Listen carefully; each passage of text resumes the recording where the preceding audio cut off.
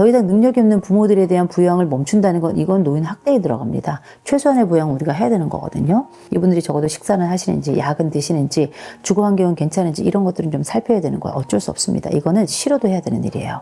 자녀들에 대한 부양은 좀 다른 문제예요. 경계를 좀 정하셔야 됩니다. 몇 살 되면은 집에서 나가야 돼요. 아이들이 직업이 없어요 어쩌지 하지만 아르바이트라도 해야죠. 내 아이는 특별합니까? 부모가 지금 50, 60, 70이 돼도 일을 하고 있는데 20대, 30대, 40대 된 아이들이 집에서 놀고 있는 아이들이 태반이에요.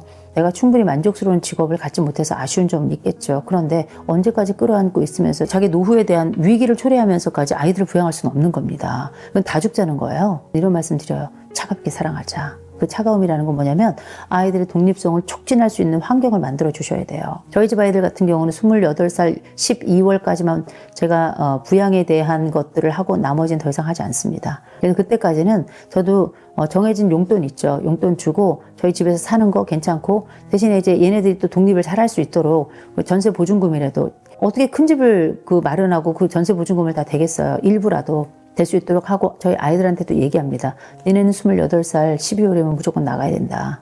지금도 들락날락 하고 있긴 합니다만 그 과정에 28살 12월이 된다는 얘기 뭐냐면 나 알바를 해서라도 네 삶을 만들어 가야 되는 거고 그때까지 최선을 다해서 네 직업을 갖고 그래서 데드라인을 정하라는 얘기예요. 꼭 28, 29의 문제가 아니라 무조건 데드라인을 정하고 그 데드라인에 얘네들이 나갈 수 있도록 준비도 좀 해주셔야 돼. 일부라도. 그래도 월세 보증금이라도 그래서 얘네들이 월세는 얘네들이 내고 아니면 월세 일부를 부모가 이렇게 하든지 해서 얘네들이 독립할 수 있도록 하는 기본적인 좀 이런 건 해줘야 된다. 자식들이 원하는 그 규모가 있어요.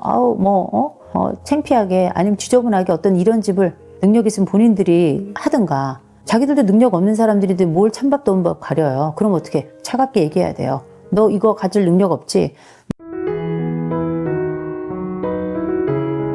요즘은 좀 안타깝게도 핏줄이 부담이 되는 시대가 됐어요. 유전자의 무게가 너무 싫다라고 말하는 분들이 있습니다. 내가 굳이 내 부모랑 함께 살아가면서 모든 부양을 다 감당해야 되는 건 내가 자식이기 때문이고 내가 이런 이 삶 속에서 힘들고 어려움을 견뎌야 되는 이유는 내가 낳은 자식들 때문, 이 세상에 뿌려놓은 DNA 때문이다라고 얘기하는 분들이 계세요. 그런데 우리가 언제부터 핏줄이 부담이 되고 이 DNA라고 하는 유전자가 우리에게 무게가 됐었나 이건 되게 안타깝게 생각을 하거든요. 시스템이 좀 달라져서 그런 것 같아요. 인생이 다 그렇게 쉽진 않죠. 종교와 관련해서 인생이 고다, 인생이라고 하는 게 고통의 바다다 이런 얘기들도 다들 하고 그런 거 아니겠습니까? 내 인생에 대한 이야기 말고 내 가족에 대한 이야기를 할 때 제일 먼저 떠오르는 건 내 부모님. 왜냐? 나와 가장 오래된 그 첫 번째 나와 함께 조우하고 지금까지도 함께 살아가지만 이젠 나이 들어버린 부모님인데 옛날에는 빨리 돌아가셨어요. 우리가 60이면 환갑잔치하고 돌아갈 준비하면 되겠구나 이렇게 생각을 했는데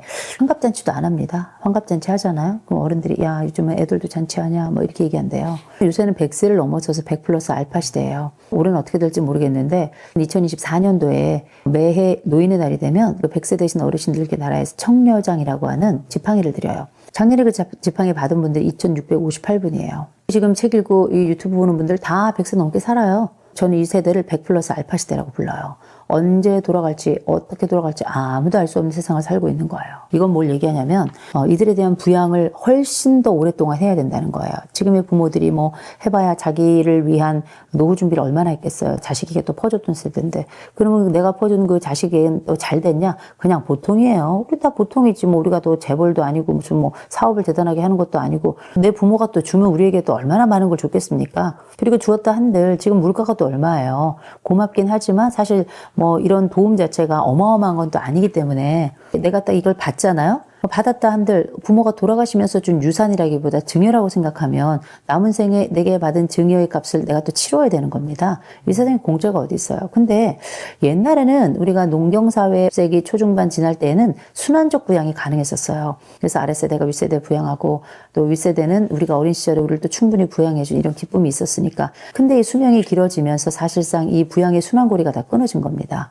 요새 얘기하는 것처럼 지금의 중년들은 부양을 하는 마지막 세대이고 부양을 받지 못한 첫 세대다 이런 얘기 하는데 그 말이 맞는 거죠. 지금의 중년들이 사실 힘든 건 사실이에요. 지금의 우리들의 부양의 형태가 전적인 부양이냐 아니면 일부 부양이냐는 좀 생각해 볼 필요가 있어요. 옛날에 우리가 전적인 부양을 했습니다. 지역사회가 우리에게 도와주는 게 하나도 없었어요. 지금 뭐 기초연금도 조금 나오고 요새 부모들은 자식들에게 무작정 유산 다 넘겨주고 증여 무조건 하고 이런 부모들 별로 없습니다. 스주케 이런 것도 있었잖아요. 수구죽자회 이런 것도 있었고 특별히 베이비 부모들 같은 경우에는 그 자녀인 M세대들에게 나는 더 이상 내 자녀들에게 유산을 남겨주지 않겠다 선언한 첫 세대가 이 베이비 부모들이고 이 베이비 부모들이 이제는 다 노년세대로 들어가서 오히려 부모들이 자식들보다 돈이 많아요. 이런 세대가 가지고 있는 특성이 있는데 베이비 부모들이 부양해야 될 부모들은 이미 거의 완전 고령입니다. 완전 고령이어서 이분들은 부양하지 않을 수가 없어요. 부양을 해야 되는 게 맞아요. 그런데 그래도 이 부양에 대해서는 장기요양보험제도도 있고 기초연금도 되고 있고 우리나라 시스템이 괜찮습니다.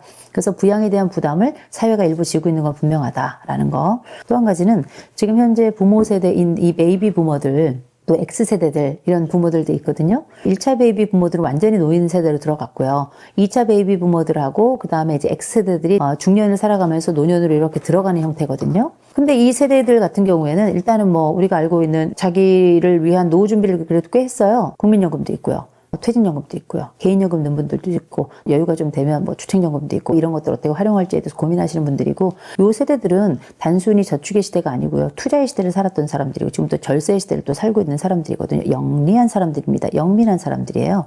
또 우리가 알고 있는 고등교육을 꽤 많이 받은 분들이고 고등교육이라고 한다면 우리나라에서는 중등교육까지가 고등학교까지고요. 고등교육이면 대학 이상의 교육을 받은 분들을 고등교육이라고 불러요. 고등학교만 졸업해도 충분히 우리가 알고 있는 이 사회에서 정보 취합하고 필요한 정보들을 활용하고 거기에 따른 혜택을 찾아가고 이런 것들 다 할 수 있는 분들이라고 당연하지 않습니까? 다 할 수 있는 분들이에요. 이분들이 가지고 있는 이 부양에 대한 의미는 과거와 많이 달라졌다. 스스로를 너무 불쌍하게 생각하지 않았으면 좋겠다라고 말씀을 드려요. 물론 내 부모가 나에게 남긴 게 많고 그러면 나도 뭔가를 하고 싶겠지만 인간은 말입니다. 아주 이기적인 존재예요. 일단 받을 땐 땡큐지만 받고 나면 화장실 문 닫고 나온 거하고 똑같아요. 왠지 약간 부양을 할 때도 약간 귀찮게 느껴지고 이런 것도 있거든요. 이런 복잡한 상황들을 다 끌어안고 있는 게 지금의 부양 세대입니다. 부양을 하는 세대예요. 약간은 이기적이고 그러면서 약간 기대도 있고 그렇다고 아주 부유한 건 아니고 부양에 대한 의무도 여전히 좀 가지고 있고 그러니까 머릿속이 좀 복잡해지는 거거든요. 약간 이게 고차방정식으로 들어가는 게 이유는 뭐냐면 순환 부양이 끊어지면서 내 자식 세대는 나를 부양할 수 없다는 걸 알아요. 내 부모를 위해서 더 많이 쓰기가 또 어려운 거예요.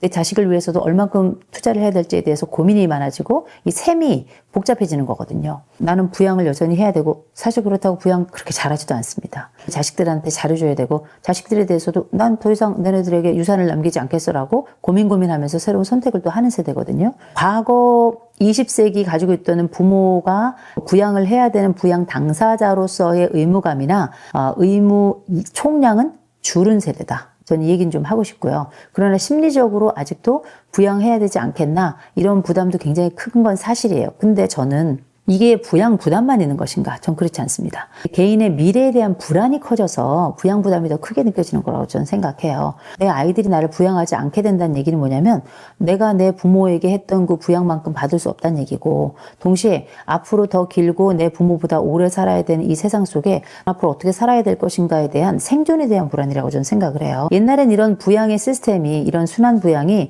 이런 생존에 대한 부담을 낮추었어요. 그리고 옛날에 농경시대에는 너나 할 거 없이 늙어 죽을 때까지 같이 논밭에 나가서 일하는 겁니다.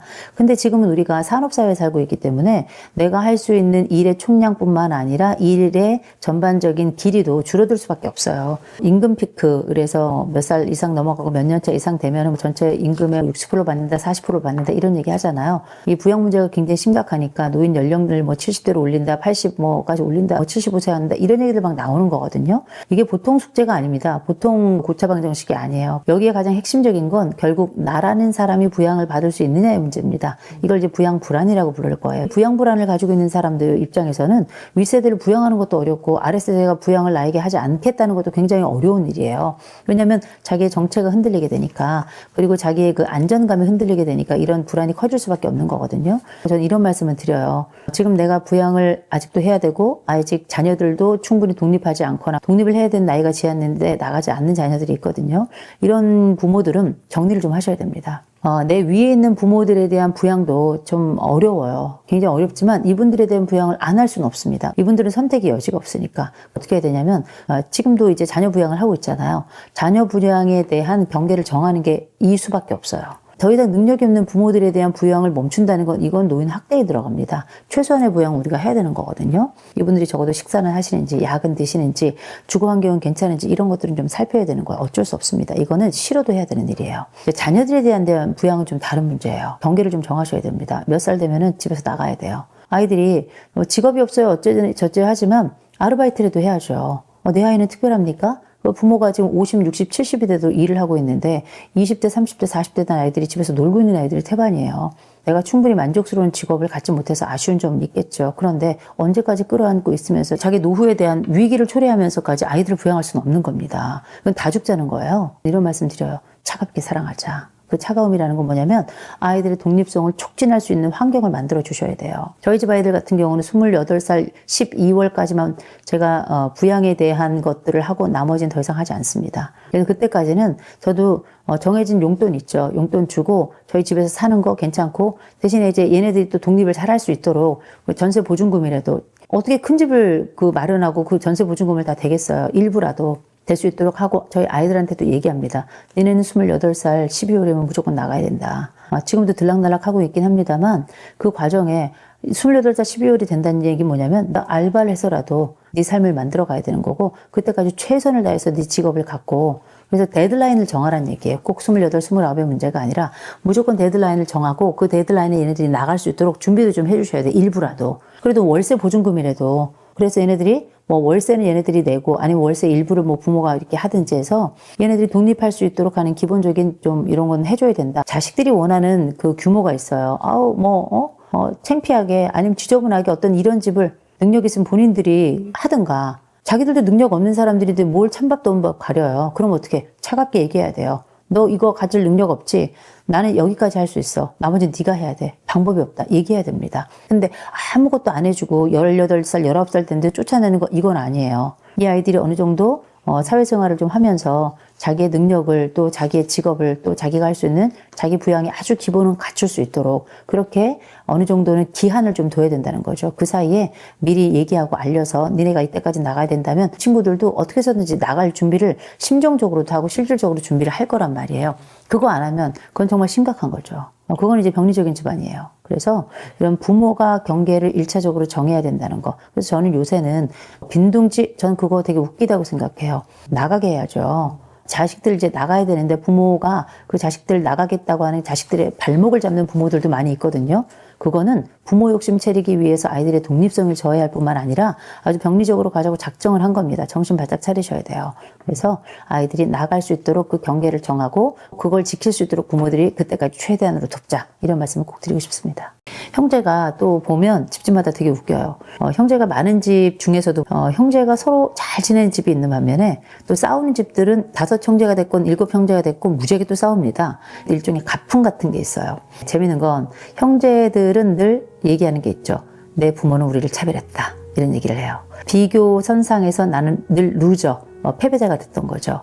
오히려 형제 관계 속에서도 어떤 분들은 엄마 아빠가 언제 우리를 비교했냐 이렇게 말하는 사람들은 거기서 우위를 점했던 사람인 거예요. 부모도 10손가락이 있잖아요. 안 아픈 손가락 없다 그러잖아요. 이 덜 아픈 손가락이 있어요. 더 이쁜 손가락이 있고요. 부모는 완결체라고 생각하는데 부모는 절대 완결체가 아닙니다. 당연히 나도 모르는 비교를 하게 되기도 하고 실수도 하고 그중에서도 이런 비교 선상에서 우와 열이 있다면 열에 처했던 이 형제의 관계에 있었던 사람은 늘 인생이 늘 피비린내 나는 평생 내 부모에게 인정받기 위해서 인정 경쟁을 하고 그렇게 살아갈 수밖에 없죠. 근데 이 인정 경쟁이 어렸을 때만으로 끝나냐? 그렇지 않아요. 첫 아이가 굉장히 사랑을 많이 받고 근데 첫 아이는 같은 경우는 첫사랑입니다. 나이를 먹고 안정적으로 자리를 잡고 보니까 부모라는 관계가 되게 커다란 산처럼 느껴지는 분들이 좀 있을 것 같거든요. 그런 분들을 위해서는 어떤 조언이 좀 필요할지 좀 지혜를 좀 나눠주시면 부모 자격이 있냐? 물어보신 분들 계시더라고요. 부모 자격이 있다고 생각해요. 내가 그 부모 밑에 태어난 것만으로도 그냥 부모 자격은 있는 거예요. 대신에 좋은 부모냐 아니면 형편없는 부모냐 이거는 좀 다를 수 있겠죠. 좋은 부모는 정말 운 좋은 거예요.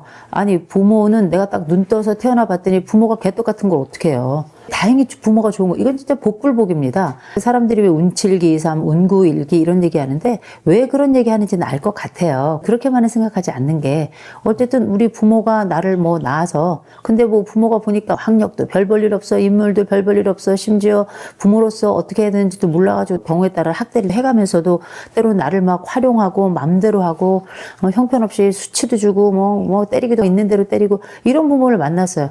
운이 더럽게 없는 거예요. 그럼 어떡하겠어요. 제가 살아가면서 보면 부모가 좋은 지점도 있고 안 좋은 지점도 있고 좋은 부모를 만나가지고 좀 행복하고 잘 사는 집도 있지만 부모가 좋아도 자식이 형편없이 크는 경우도 많아요. 부모가 형편없는데 자식이 훌륭하게 크는 경우도 많습니다. 이런 경우들은 왜 이렇게 생겨나는가? 인생의 여러 변수들이 부모 말고도 있다라는 거예요. 이 사람이 가지고 있는 기질적인 문제인지 성장 과정에서 다른 친구를 잘못 만나서인지 제대로 된 교육을 못 받아서인지 이런 여러 변수들이 있어서 이 사람의 최종적인 인격을 만들어가는 과정 아니겠습니까? 부모를 잘못 만나서 부모 형편없어. 그렇다고 부모 자격이 없는 건 아니에요. 대신 나쁜 부모 혹은 형편없는 부모였던 거죠. 그럴 경우는 내가 이 부모를 부양해야 되냐? 내가 이 부모에게 친절하게 대해야 되냐? 내 이 부모를 등지고 안 봐야 되는 거 아니냐? 최악의 경우라면 등지고 안 봐도 된다고 생각해요. 그러나 전 이런 말씀을 드리고 싶습니다. 그건 그들이 가지고 있는 형편없음인 거고 내가 이렇게 성장하다가 뭐 교육받고 또 좋은 사람 만나고 사람의 도리라는 게 이런 거구나라는 걸 알았어. 그래서 내가 부모에게 어떤 것까지는 해야 될 것 같다라는 생각이 드는 경우들도 있습니다. 이때는 어떻게 해야 될 것인가? 그럼 어디까지 해야 되는 게 자식 노릇인가? 그럴 때 저는 이런 말씀 드립니다. 부모가 너무 형편없었다면 최소한의 도리는 해라. 저는 부모에 대해서 이렇게 말씀드리고 싶어요. 그 사람들을 존경하지 못할지언정 존중은 해야 된다. 사람이잖아요. 때로는 그 사람이 나에게 상처를 입혔을지도 몰라요. 정말 뭐 부모가 막 성폭행을 하고 나를 완전히 뭐 린치를 해가면서 키우고 동시에 나의 모든 인생에 있어서 어마어마한 상처를 주어서 돌이킬 수 없는 정도에 이르렀다. 이런 경우는 이 부모를 내가 볼 수 없죠. 안 봐도 된다고 생각해요. 나의 생각만일 수도 있다는 걸 알고 있어야 돼요. 내가 볼 때 내가 굉장한 피해자고 내가 굉장히 상처 입은 자라고 생각했어. 멀리서 보니까 부모가 좀 서툴렀던 거야. 그럴 수 있잖아요. 그런데 마치 부모가 하나의 병기가 되어서 나에게 총칼을 휘두르는 것처럼 내 인생을 난자했다고 생각하는 분들이 계시거든요. 그건 어쩌면 자기의 피해의식일 수도 있다. 내가 또 정말 형편없는 부모를 만났어. 그럴 경우라도 저는 이런 말씀을 드리고 싶습니다. 내가 정해놓은 이 부모에 대한 최소한의 역할은 하자. 사회적으로 정해놓은 역할이라고 말하지 않았어요. 내가 정해놓은 부모 자식 간의 최소한의 역할, 도리라고 생각하는 것까지는 하자. 부모의 장례식에 안 오는 사람들도 있어요. 부모 장례식은 가야 된다고 생각합니다. 부모가 정말 중요하고 중대한 순간을 맞은 위기의 순간이 있어요. 그럴 때는 가서 내가 생각한 최소한의 범주 내에서 역할은 할 필요가 있다. 내 부모를 위해서도 있지만 내 스스로 내가 나이 들어서 늙어 죽을 때 후회하지 않아요. 원래 모든 인간은 떠난 다음에 소중함을 알고 있는 거잖아요. 사회적으로 살아가면서 내가 이 인간은 이렇게 대접받을 자격이 없어 이렇게 생각하는 사람들도 있겠지만 내가 태어났고 그 태어나는 과정에 어쨌든 먹였고 어쨌든 날 입혔고 나 학교 보냈고 이런 거 생각한다면 나도 내 부모에게 나를 먹였고 나를 입혔고 학교 보냈고 이 정도까지는 해야 된다고 생각을 해요. 그러면 이런 얘기 하겠죠. 내 부모가 나를 때렸으면 나도 그 부모를 때릴 수 있겠네요. 내 부모가 나를 굶겼으면 나도 내 부모 굶겨도 되겠네요. 이런 얘기 할 수 있잖아요. 그래서 사람은 교육받고 자기의 기본 인격이라는 걸 갖추는 겁니다. 그가 나를 험하게 대했다 그래서 나도 그를 험하게 대한다면 이거는 그냥 동물과 동물의 관계예요. 근데 우리는 때로는 내가 태어났는데 동물을 만난 경우도 있어요. 그러나 내가 사람이라는 걸 잊어서는 안 돼요. 이렇게 유튜브를 보고 우리가 이렇게 책을 읽는다는 건 뭐냐면 내가 동물 아니고 사람임을 계속 내 스스로에게 증명하면서 살아가는 과정이에요. 때로는 내 부모가 동물 같다면 이 동물을 어떻게 대해야 될지 다뤄야 될지 이걸 좀 알아야 되겠죠. 인격 있는 사람은 동물 대 동물로 살아가지 않아요. 내가 사람이라는 걸 잊지 않고 사람답게 그들을 대하고 사람으로서의 경계를 설정하죠. 우리가 이런 얘기를 들으면 어쩜 저렇게 저 사람은 부모를 심지어 동물이라고 표현하나. 근데 사람 같지 않은 사람도 있습니다. 정말 동물에 준하는 사람들도 있어요. 이런 사람들 밑에서 성장하고 살아왔다는 건 진짜 안타까운 일이에요. 때로는 사람 밑에서 동물이 나오는 경우도 있습니다. 부모가 아무리 잘한다 하더라도 이 자식이 마음대로 되지 않아요. 정말 이 못된 강아지 엉덩이에 뿔나는 이런 자녀들이 있습니다. 이 부모가 굉장히 최선을 다하고 가난했지만 그래도 자식을 위해서 뭐라도 하려고 했고 그 중간중간에 실수가 좀 있었겠죠. 그런데 이 모든 순간이 자기를 위한 공격이고 자기에 대해서 함부로 대한 것이고 이렇게 판단을 한다면 이건 얘가 삐뚤어진 거예요. 이게 삐뚤어진 애를 어떻게 하겠습니까? 그리고 난 다음에 나중에 이 모든 책임은 다 제 부모가 져야 된다면서 부모한테 뭐 칼 휘두르고 흉기 휘두르고 가 쌍욕을 하고 부모를 때리고 이런 자식들이 있거든요. 세상 못난이에요. 그러면 저는 이런 자식들은 부모가 손절해야 된다고 생각해요. 이런 표현을 되게 불편하게 생각하실지 모르겠지만 사회에 이런저런 사건들이 일어나잖아요. 그렇죠? 범죄가 일어나는 경우도 있죠. 그럼 많은 분들이 자식을 어떻게 키웠길래 자식이 이 사회에서 저렇게 범죄 행위를 하느냐 하면서 그 부모에게 돌을 던지는 분들이 계세요. 물론 부모가 자식을 형편없이 키워서 그 자식이 범죄자가 된 경우도 있지만 부모는 정말 괜찮은 사람들이에요. 그런데 자식이 형편없이 범죄자가 된 경우들도 태반입니다. 이 자식이 20살 넘은 자식을 어떻게 부모가 이래라 저래라 할 수 있어? 그럼 어떻게? 자식을 붙잡아서 때려요? 죽여요? 맞지도 않고요. 부모가 자식을 죽일 수도 없는 겁니다. 그러니 이런 말씀 드려요. 안타까운 일이다. 그냥 우리는 이건 비극이다. 이렇게밖에 얘기할 수 없을 것 같아요. 그래서 그 집에 가가지고 예를 들어서 A라는 사람이 B라는 사람을 죽였어요. 그 B라는 사람의 부모는 이 슬픔과 이 분노를 어떻게 감당하겠습니까? 그러니까 어떻게 하냐면 A라는 집에 부모를 찾아가가지고 그 집에 막 불 지르고 욕설하고 그 앞에 가가지고 막 소리 지르고 돌 던지고 막 이런 경우들 저 많이 봤거든요. 근데 생각해 보세요. 그 마음 알겠어요. 속상하면 어떻게 하겠습니까? 이 A라는 사람의 부모도 이 자식을 낳았다는 이유로 도의적인 책임을 지고 싶을 거예요. 근데 어떻게 해요? 40살 넘어 50살 넘어서 가가지고 그런 사회적인 폐악질을 하는 그 자식을 어떻게 할 수 있겠습니까? 부모도 이건 컨트롤할 수가 없는 거예요. 이런 건 비극이라고 얘기합니다. 이 B라는 집에도 비극이고 A라는 집에도 전 비극이라고 생각해요. 이런 말씀 드리는 건 이상한 일일 수도 있겠지만 부모가 자식의 전생애를 책임질 수 없다. 자식도 부모의 전생애를 책임지기 어려울 수 있다라고 말씀드리고 싶어요. 형제자매가 있는 집은 사이가 좋건 나쁘건 이 비교라는 되게 치명적인 거에서 벗어나기가 좀 쉽지가 않은 것 같습니다. 나이가 먹어서도 이런 관계가 계속 지속이 돼가지고 내가 이 나이 먹고도 아직까지 형제랑 비교당할 줄은 몰랐다 뭐 이런 말을 하는 분들도 계신데 좀 더 건강한 가족 관계로 나아가기 위해서 어떤 것이 좀 필요한지 말씀해 주시면 좋을 것 같아요. 형제가 있는 게 좋을까 나쁠까 생각하게 돼요. 형제가 있는 게 좋다라고 말하는 분은 형제하고 사이가 좋은 거겠죠. 근데 형제가 있는 게 힘들었다 말하는 분들은 형제의 존재 자체가 없어졌으면 좋겠다라는 얘기를 하시는 분들도 계세요. 근데 형제가 또 없는 분들 중에는 형제가 있었으면 하는 분들이 계시는데 형제가 있어도 좋고 없어도 좋다고 생각하는 게 사회를 살다 보면 저절로 형제 같은 사람들을 만나기도 하기 때문에 다만 어렸을 때 이런 형제가 있다면 사회에 나가기 전에 이런 사회적 형제 경험을 미리 하는 것이다 라고 말씀을 드리고 싶어요. 오히려 형제들이 전 있는 게 낫다고 생각합니다. 가족이라는 게 기본적인 가장 작은 사회적 단위잖아요. 그런데 형제라고 하는 건 부모 자녀 관계에서 경험할 수 없는 첫 번째 리얼 사회적 경험이라고 저는 생각을 합니다. 형제라고 하는 게 독특하고 특별한 관계예요. 부모 자녀 관계가 가장 길 거라고 생각하죠. 그렇지 않아요. 형제는 가장 오랫동안 함께 DNA를 공유하면서 가장 오랫동안 살아가는 사람들이 형제입니다.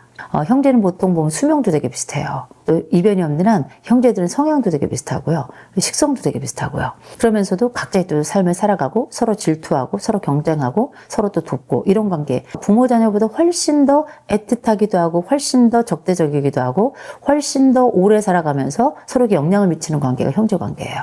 형제가 또 보면 집집마다 되게 웃겨요. 형제가 많은 집 중에서도 형제가 서로 잘 지내는 집이 있는 반면에 또 싸우는 집들은 5 형제가 됐건 7 형제가 됐건 무지하게 또 싸웁니다. 일종의 가풍 같은 게 있어요. 재밌는 건 형제들은 늘 얘기하는 게 있죠. 내 부모는 우리를 차별했다. 이런 얘기를 해요. 비교 선상에서 나는 늘 루저, 패배자가 됐던 거죠. 오히려 형제 관계 속에서도 어떤 분들은 엄마 아빠가 언제 우리를 비교했냐 이렇게 말하는 사람들은 거기서 우위를 점했던 사람인 거예요. 부모도 10손가락이 있잖아요. 안 아픈 손가락 없다 그러잖아요. 이 덜 아픈 손가락이 있어요. 더 이쁜 손가락이 있고요. 부모는 완결체라고 생각하는데 부모는 절대 완결체가 아닙니다. 당연히 나도 모르는 비교를 하게 되기도 하고 실수도 하고 그중에서도 이런 비교 선상에서 우와 열이 있다면 열에 처했던 이 형제의 관계에 있었던 사람은 늘 인생이 늘 피비린내 나는 평생 내 부모에게 인정받기 위해서 인정 경쟁을 하고 그렇게 살아갈 수밖에 없죠. 근데 이 인정 경쟁이 어렸을 때만으로 끝나냐? 그렇지 않아요. 첫 아이가 굉장히 사랑을 많이 받고, 근데 첫 아이는 같은 경우는 첫사랑입니다. 부모의 첫사랑이고, 어쩌면 우리의 가장 사랑했던 그 순간에 태어난 아이 가능성이 굉장히 높아요. 둘째 같은 경우는 예정이 없던 애들이 많고요. 부모들이 이 부부 간의 관계를 향상시키기 위해서 둘째를 낳은 경우들도 꽤 있습니다. 혼자 있으면 첫 애가 외로우니까. 이렇게 일종의 보충제로 이렇게 태어난 아이들도 꽤 있어요. 그리고 생각해보면 나라는 존재는 처음부터 완결된 존재가 아니라 보충제이거나 대체제이거나 의외의 일인, 이렇게 탄생부터 그렇게 성장에까지 이런 경우들이 많이 있거든요. 처음부터 자기라고 하는 존재에 대한 퀘스천 마크, 물음표부터 찍고 시작하는 거예요. 난 누군가? 나라는 한 존재로 그렇게 처음부터 100%로 존재한 존재였는가? 20%로, 30%로, 50%로 존재는 아니었는가? 이렇게 자꾸 물어보게 되는 거거든요. 그 질문을 하게 된 데에는 부모들의 그 시선과 부모들의 그 말투, 부모들의 그 손길, 부모들이 가지고 있는 제한된 재화를 가지고 나누는 방식, 이런 것들을 보면 그게 사랑이건 물건이건 음식이건 이게 차별이 느껴지고 차이가 또 느껴지는 거거든요. 근데 부모는 얘기하죠. 야, 우린 똑같이 했는데 네가 그렇게 느끼는 거다. 근데 가만 보잖아요. 차별이 있다. 차이가 있어요. 그래서 어쩔 수 없이 내가 첫째로 태어났건 둘째로 태어났건 셋째건 넷째건 나만의 형제 관계 속에서 우리가 형제가 있다는 건 다른 사람들과 나 사이에 비교점을 반드시 찾을 수밖에 없다. 그런데 그게 차이가 많이 나거나 혹은 순서에서 차이가 나면 나는 이걸 차별이라고 생각을 했던 거죠. 어쨌든 그런 과정 속에서 성장했던 사람들이 나이가 딱 들잖아요. 마지가 마지 역할을 제대로 안 하는 순간을 딱 기다렸다가 둘째가 마지 역할을 딱 하면서 인정 욕구를 충족시키는 경우도 있고요. 그 경우에 따라 다른 형제들보다 더 열심히 또 공부하고 어쩌다 운 좋아가지고 사업이 잘 돼가지고 짜잔 하고 사회적으로 성공을 하잖아요. 그러면 나머지 형제들이 지금부터는 내가 실질적 마지인 것처럼 그렇게 다른 형제들 앞에서 이제 어깨를 쫙 펼치고 의시되는 경우들도 꽤 있고요. 잘 나가던 어떤 형제가 딱 망하잖아요. 나도 모르게 고소한, 우리가 이거를 쌤통의 심리학 같은 책에 보시면 다른 친구가 안 되잖아요. 은근 고소해. 겉으로 말 안 하지만 형제가 좀 안 되잖아요. 안타까운데 은근 고소해. 왜냐면 내가 제일 잘 나가야 되거든요. 형제도 경쟁하니까. 어쨌든 이 형제라고 하는 건 평생 서로를 돌보면서 안부를 물어보기도 하고 동시에 평생 경쟁하면서 적대적이기도 한 거. 이게 바로 형제거든요. 그러니까 나이가 들어서도 내 부모는 늙어 죽을 때까지 나를 오히려 덜 챙겨주고 형을 더 챙기는 것 같은 이런 안타까움.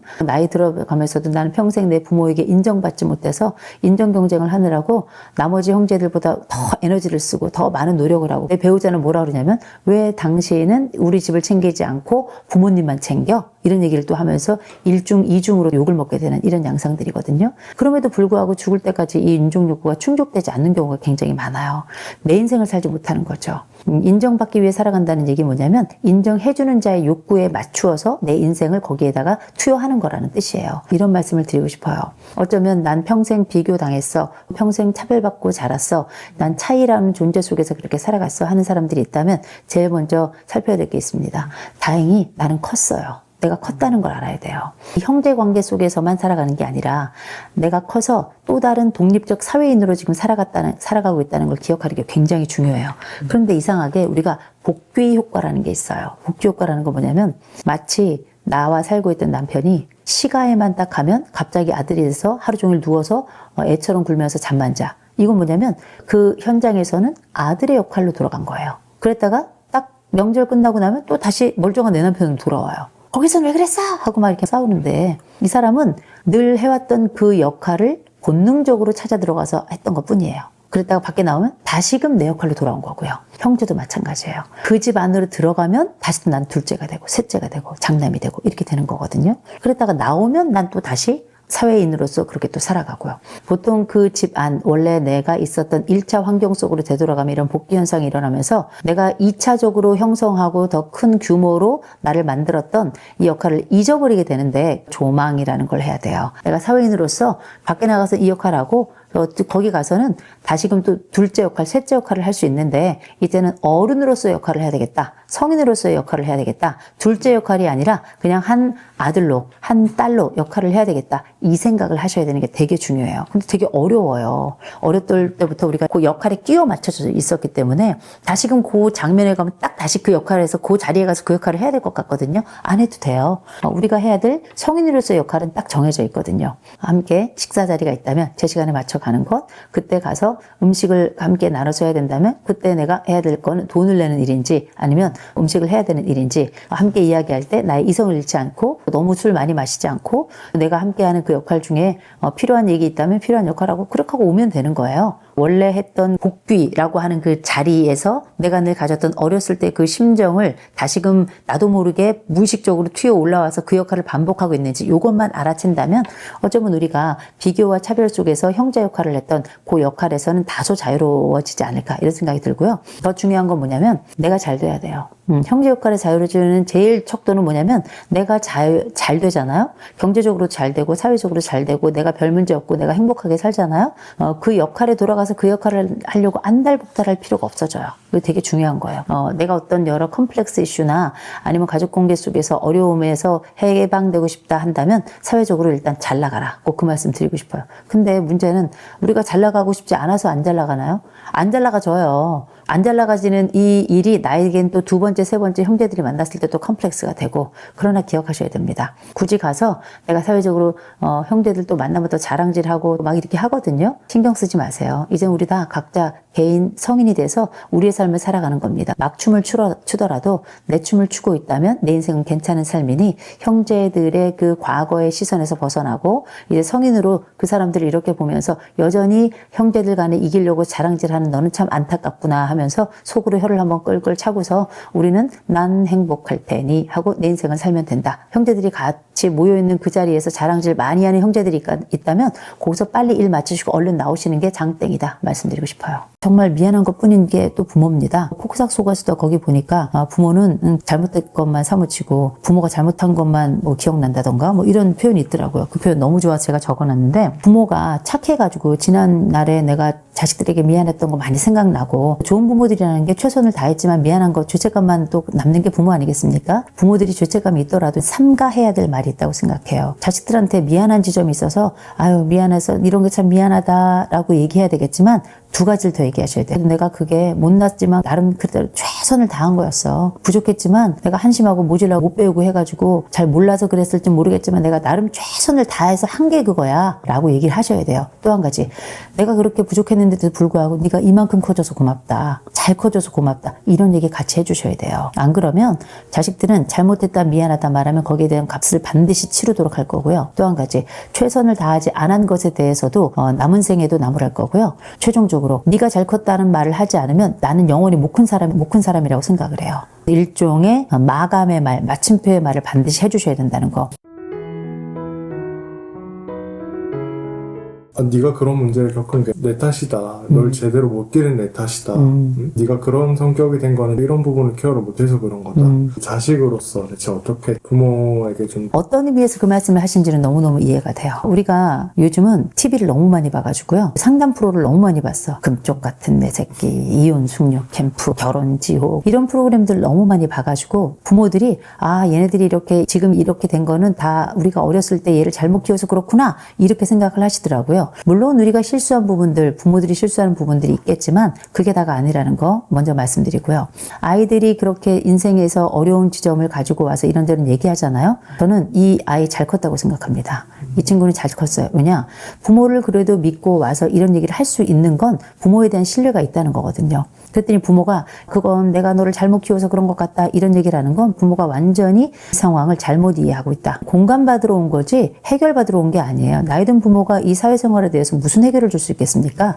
아유 그랬냐 힘들었냐 와서 일단 밥 한 번 먹고 얘기 시작하자. 온도가 필요해서 온 거거든요. 내가 널 잘못 키워서 그렇다 이렇게 말씀하시는 분들이 계시잖아요. 그건 제일 먼저 TV를 너무 많이 봐서 그렇다는 거. 두 번째, 너무 많이 봤는데 잘못 배워서 그렇다는 거. 세 번째 말씀드릴 건 자녀를 그렇게 키운 것에 대해서 그렇게 미안하다 잘못했다라고 그만 얘기했으면 좋겠어요. 하도 전문가들이 부모가 자녀한테 가가지고 미안하다 이런 얘기를 해야 된다, 사과해야 된다 이런 얘기 하는데 한 번쯤 내가 잘못한 부분이 있으면 미안 미안했던 부분이 있으면 사과 한 번 하면 되는데 두고 이 잘못에 대해서 값을 치르도록 하는 자녀들이 꽤 많습니다. 우리가 살아가면서 아이들과 함께 살 동안에 어린아이들에게도 자꾸 무릎 꿇고 빌라고 얘기하는 사람들이 있는데 발을 밟았으면 잘못했다고 미안하다고 사과해야 되겠죠. 살아가면서 부모가 하는 실수에 대해서 아이들에게 얘기할 수도 있을 거예요. 이런 얘기는 해야 됩니다. 그걸 미안해할 게 아니고요. 진짜 부모들은 내가 이런 부분들이 있었는데 이런 노력을 했다. 이런 지점들은 좋아진 점이 있다. 아마 부족한 지점은 좀 있었을 것이다. 그래도 네가 잘 커줘서 고맙다. 전 부모가 이런 얘기 했으면 좋겠어요. 나이가 지금 벌써 10살, 20살 넘어서 30살, 40살 됐는데 이제 와서 무릎 꿇고 빌고 싹싹 빌면 그 자녀들이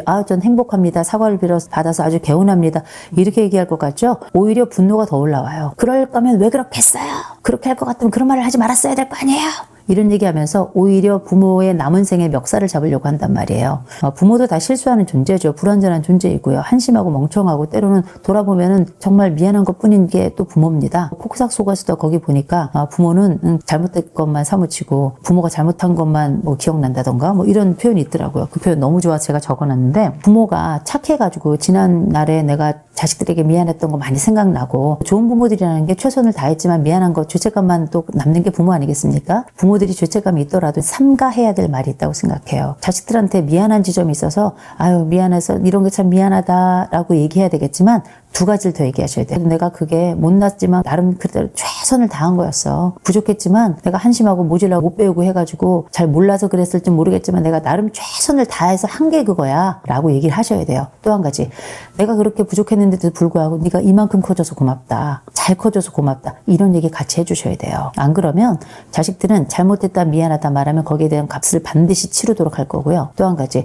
최선을 다하지 않은 것에 대해서도 남은 생에도 나무랄 거고요. 최종적으로 네가 잘 컸다는 말을 하지 않으면 나는 영원히 못 큰 사람이라고 생각을 해요. 일종의 마감의 말, 마침표의 말을 반드시 해주셔야 된다는 거. 이런 부분에 있어서 내가 너에게 좀 미안한 지점이 있었다. 내가 부족했지만 나로서는 그때 당시 내가 최선을 다한 게 그거였다. 그때 더 배우고 더 알았으면 그렇게 하지 않았을 텐데 그게 나에겐 최선이었다. 마지막으로 그럼에도 불구하고 네가 잘 커져서 이런 얘기를 할 수 있는 용기도 가져서 참 고맙다. 이런 얘기를 해주시는 게 굉장히 중요하다고 생각합니다. 삼각관계라는 개념이 있죠. 아이들 부모 싸움 할 때 갑자기 엄마가 애 불러놓고 야 니네 아버지가 어떤지 아니? 이러면서 애를 끌어당겨가지고 전혀 관계없는 제3자가 부부관계에 끼어들어 삼각관계를 형성하는, 그게 정서적으로는 굉장히 치우치게 만들고 또 세상에 대해서 또 적대적 관계를 만드는 좋지 않은 현상인데, 이런 삼각관계가 어렸을 때만 존재하는 게 아니에요. 이런 것들은 성장해 가면서 우리가 부모 간의 대화, 정서적인 위로, 공감이란 이름으로 계속 반복되거나 강화됩니다. 근데 이게 나쁜 게 아니에요. 그럴 때도 있는 거거든요. 아니 뭐 우리가 부모 자식 간에 야 니네 아버지가 얼마나 웃긴지 아냐 뭐 이렇게 얘기할 수도 있고, 엄마 언니가 얼마나 웃긴지 알아? 언니는 쓰레기야 뭐 이렇게 얘기할 수도 있고, 다 그런 겁니다. 이게 단기로 끝나는 것이 아니라 장기적으로 하나의 마치 정서적 줄기를 이루는 것처럼, 물줄기처럼 그렇게 쭉 간다면 이거는 다른 한쪽을 완전히 메마르게 만드는 방식이에요. 그래서 상대에게 댐을 쌓게 하고 그 댐에 따라 가지고 그 물을 방류하지 않으면 그 반대쪽에 있는데 완전히 고갈돼서 죽는 거 아니겠습니까? 그렇게 삼각관계라고 하는 게 가족관계에 있어서는 좋지는 않아요. 이런 관계가 쭉 성장을 해가면서 우리가 좋은 말로는 이제 서로 간에 공감을 잘하는 관계, 대화가 잘 되는 관계일지 모르겠지만, 이런 정서적 의존은 단기에 끝나지 않아요. 장기적으로 이어지고, 더군다나 내가 나이를 먹어서 내 부모는 또 늙어가요. 내 엄마가, 내 아버지가 나한테 너무 의존해요. 이건 정서적 의존뿐만 아니라 경제적으로도 의존하고 많은 것들로 의존해요. 돌이켜 생각해 보잖아요. 나이가 들면 자신감이 떨어지고 친구가 줄어들어요. 자식들에게 의지할 게 많아지기는 해요. 공적인 업무를 처리한다든지, 컴퓨터와 관련된 부분이라든지, 스마트폰과 관련된 부분이라든지,